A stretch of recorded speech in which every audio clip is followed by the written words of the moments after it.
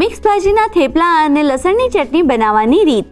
સૌપ્રથમ કણક બાંધવા માટે તાસમાં ઘઉંનો લોટ, મીઠું, કાશ્મીરી લાલ મરચું, અચારી મસાલો, ધાણા જીરું, તલ, અજમો, આદુ મરચાં લસણની પેસ્ટ, પાલકની ભાજી, તાંદળજાની ભાજી, કોથમીર અને તેલ ઉમેરી મિક્સ કરી લો.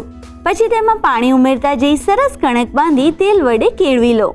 હવે કણકમાંથી લુઓ લઈ થેપલું વણી તવા પર મૂકી બંને બાજુથી કાચું પાકું શેકી લો. પછી તેલ લઈ બરાબર શેકી થેપલા તૈયાર કરી લો.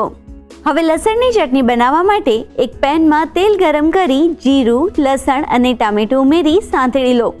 પછી તેમાં શિંગદાણા ઉમેરી મિક્સ કરી આ મિશ્રણને ઠંડુ કરી લો. મિશ્રણ ઠંડુ થઈ જાય એટલે મિક્સર જારમાં લઈ તેમાં મીઠું, લાલ મરચું અને ધાણા જીરું ઉમેરી ક્રશ કરી લસણની ચટણી તૈયાર કરી લો. હવે થેપલાને લસણની ચટણી સાથે સર્વ કરો તો તૈયાર છે મિક્સ ભાજીના થેપલા અને લસણની